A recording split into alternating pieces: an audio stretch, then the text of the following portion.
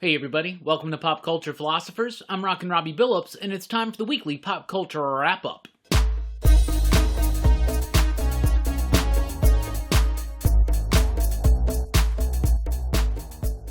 That's right everybody, thanks for checking out the video. I am Rockin Robbie Billups. This is the weekly pop culture wrap-up. It's the show where I go over the week's pop culture news, mostly comic books and movies, and we've got some exciting news to cover this week, because this weekend saw DC Fandome. A whole bunch of DC reveals, trailers, teasers, things like that. We'll be getting to that, but first, let's go to the comic book side of things. Marvel's relaunching the Eternals. Of course, they got a new movie coming out at some point in the future, so you gotta have an Eternals book. Another attempt by Marvel to try to make the Eternals relevant, but with them joining the MCU, I think it can work, and they really got a top-notch creative team. It's gonna be written by Kieran Gillen, with artwork by Esad Ribic, a fantastic artist, a great writer, working on the Eternals. And if you read interviews with Gillen, he says that it really is important to him to honor that Kirby legacy, and that's very exciting to hear. Symbiote Spider-Man has a new miniseries, this one called The King in Black, and it's kind of like a prequel to The King in Black, just a little bit, right?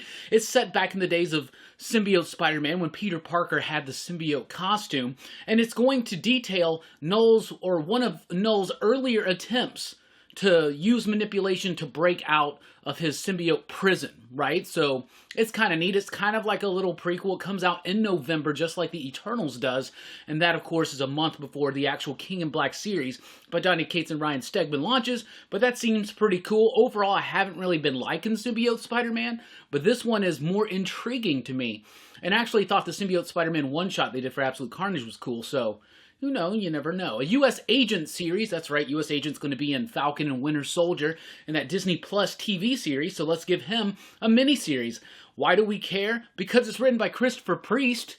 That's awesome. Christopher Priest doing an exploration on the character of U.S. Agent in a miniseries. I'm 100% sold for that. Wolverine, Black, White, and Blood is going to be an anthology series, focusing, of course, on the most popular X-Men character ever, Wolverine, by some of the biggest names in the comic book industry, including Gary Duggan, Adam Kubert, Declan Shalvey, Matthew Rosenberg, and Chris Claremont. That's right, Chris Claremont returning to one of the characters he helped make a household name.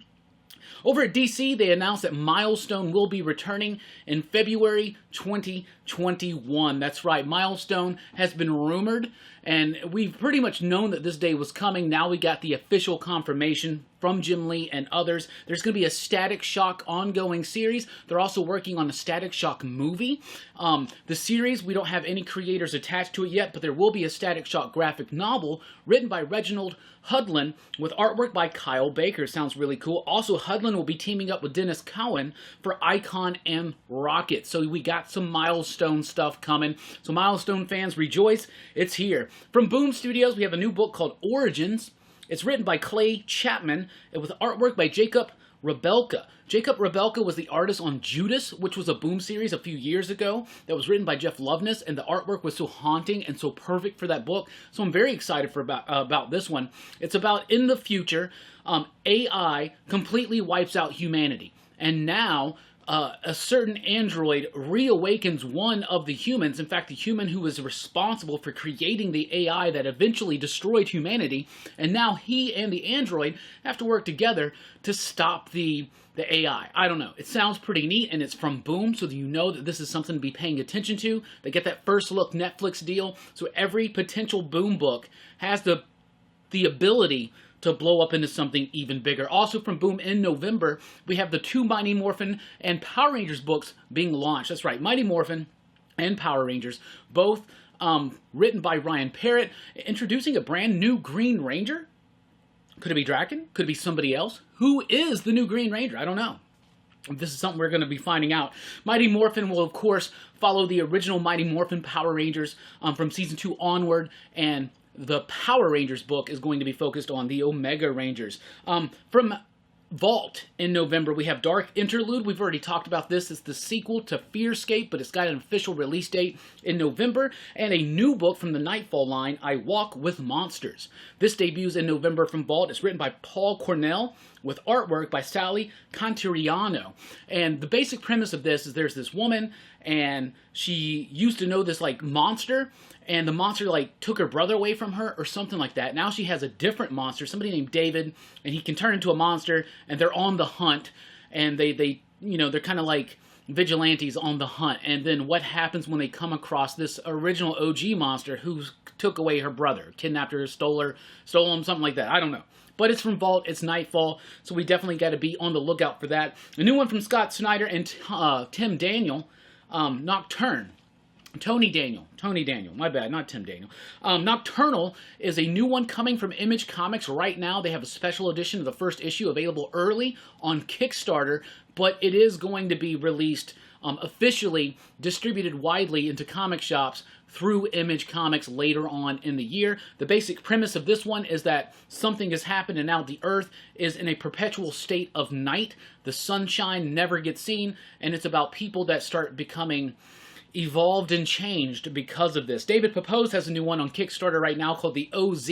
It's kind of like the Hurt Locker meets the Wizard of Oz, he says, by way of Mad Max. Sounds really cool. A war-torn post-apocalyptic version and vision of the Wizard of Oz stories. David Pepose does an amazing job with mashing up concepts and making it a high concept original thing, and very excited for this one. It's got artwork by Ruben Rojas. You can find it on Kickstarter right now. In fact, on September 3rd, I believe that's the date, September 3rd, David's going to be joining us here on the channel for a Rockin Robbie Live. So definitely want to be excited for that. Let's talk about DC Fandom. That Batman trailer, The Batman, the Matt Reeves Batman movie with Robert Pattinson, Zoe Kravitz, Colin Farrell, Jeffrey Wright, Andy Serkis, and a whole bunch of other people.